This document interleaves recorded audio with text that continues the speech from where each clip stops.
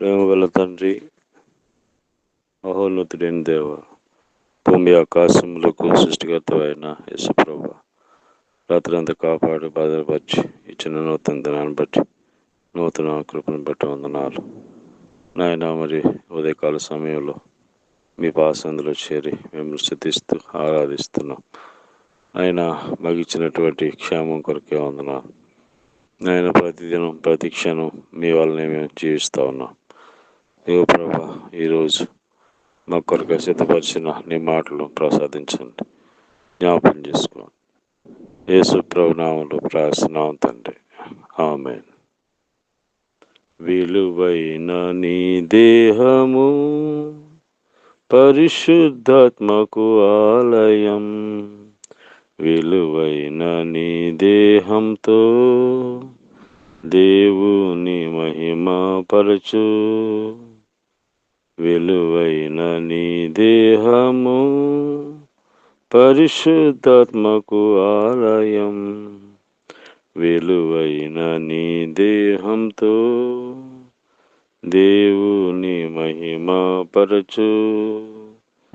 యౌవన కాలమున ప్రభు కాడిని మోయుము, యౌవన కాలమున ప్రభు కాడిని మోయుము.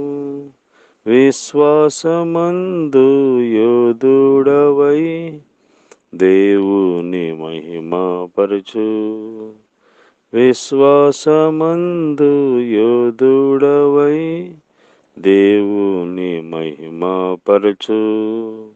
విలువైన నీ దేహము పరిశుద్ధాత్మకు ఆలయం, విలువైన నీ దేహంతో దేవుని మహిమపరచు.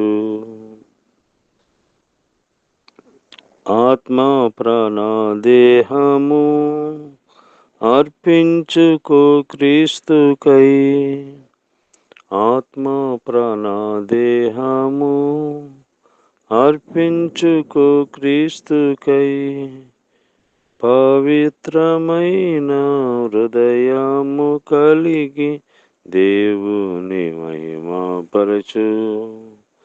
పవిత్రమైన హృదయము కలిగి దేవుని మహిమపరచు. విలువైన నీ దేహము పరిశుద్ధాత్మకు ఆలయం, విలువైన నీ దేహంతో దేవుని మహిమపరచు. ఈ దినము దేవుడు మన కొరకు సిద్ధపరిచిన వాక్య భాగము లేవియ కాండము 26 అధ్యాయము 6 వచనము. ఆ దేశములో నేను మీకు క్షేమము కలుగజేసేదను, ఆ దేశములో నేను మీకు క్షేమము కలుగజేసేదను. క్షేమము కలుగజేసే దేవుడు. దేవుడు తన ప్రజలైనటువంటి ఇశ్రాయేలు ప్రజలకు ఆయన ఇచ్చినటువంటి వాగ్దానం. దేవుడు మనకు క్షేమం కలిగి చేయాలంటే మనం ఏం చేయాలి అని మనం ఆలోచిస్తే, కీర్తన గ్రంథము 37 అధ్యాయము, కీర్తనల గ్రంథము 37 అధ్యాయము 11వ వచనములో ఈ విధంగా రాయబడింది. దీనులు భూమిని స్వతంత్రించుకొందరు, వారు బహుక్షేమము కలిగి సుఖించెదరు. దీనులు దీన మనసు కలిగి ఉండాలి. ఎవరైతే దీన మనసు కలిగి ఉంటారో వారు భూమిని స్వతంత్రించుకుంటారు, వారు బహుక్షేమము కలిగి సుఖిస్తారు. కాబట్టి దీన మనసు అనేది దేవుని మనసు. కాబట్టి దేవుని యందు విశ్వాసం ఉంచిన వారు దీన మనసు కలిగి ఉండాలి. అహంకారం మనసు, గర్వ మనసు అనేది ఉండకూడదు.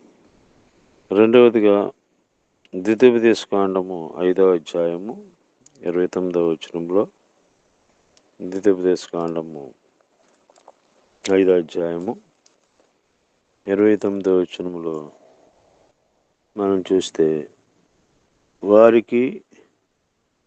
వారికిని వారి సంతానములకును నిత్యము క్షేమం కలుగునట్లు నా యందు భయభక్తులు కలిగి నా ఆజ్ఞలన్నిటినీ అనుసరించుచు మనస్సు వారికి ఉండినెల్లా మేలు.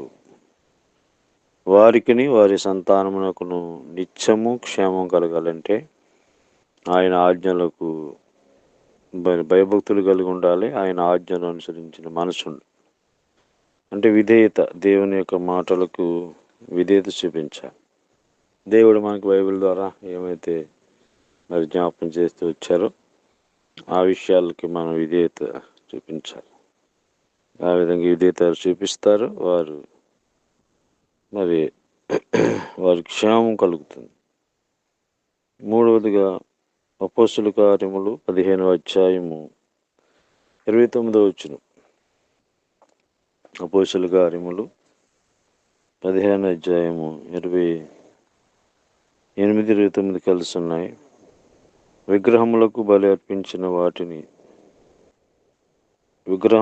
అర్పించిన వాటిని రక్తమును గొంతు పిసికి చంపిన దాన్ని జారత్వమును విసర్జించవలెను.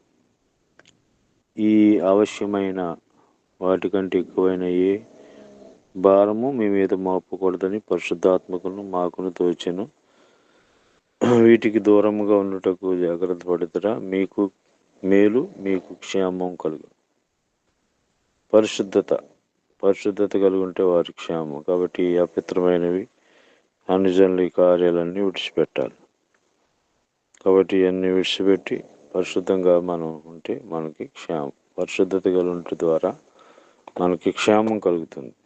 కాబట్టి దేవుడు మీకు మీ సంతానానికి క్షేమం కలగాలంటే మొదటిగా దీన మనసు కలిగి ఉండాలి. రెండవదిగా దేవుని వాక్యానికి విధేయత చూపించాలి. మూడవదిగా పరిశుద్ధత కలిగి ఉండాలి. ఆ విధంగా మరి దేవుడు మనకు సహాయం చేయనుగాక. ప్రేమగల ప్రభువా, దయగల తండ్రి, వందనాలు, స్తోత్రాలు. ఆయన మరి మీరు ఇచ్చిన వాక్య భాగాన్ని బట్టి వందనాలు. మాకు క్షేమం ఇచ్చే దేవుడిగా ఉన్నందుకు స్తోత్రాలు. దేవా, సహాయం చేయండి. మరి మాకును, మా గృహాలకు, మా దేశానికి, మా రాష్ట్రానికి క్షేమం కలిగి చేయండి. మీరు చెప్పినట్టుగా నడుచుకోవడానికి సహాయం చేయండి. మా దేశాన్ని, మా రాష్ట్రాన్ని రక్షించుకొని, అధికారులను రక్షించుకొని, నీతిగా న్యాయంగా పరిపాలించలే సహాయం చేయండి. ఏదైనా రోగులైన వారిని స్వస్థపరచండి, సంపూర్ణ ఆరోగ్యం అలాగే ప్రభావ దూరదేశంలో ఉన్న వారిని కాపాడండి. చదువుకుంటున్న వాళ్ళకి కావాల్సిన జ్ఞానం దయచేయండి. ఈ విధంగా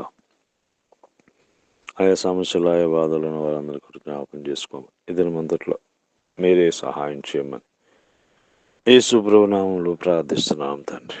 ఆమేన్. తండ్రి అయిన దేవుని ప్రేమ, ప్రభువైన యేసుక్రీస్తు కృప, పరిశుద్ధాత్మ దేవుని అన్యోన్య సహవాసం మనందరికీ ఈ రోజు అంతా తోడండి, కాపాడును గాక. ఆమేన్.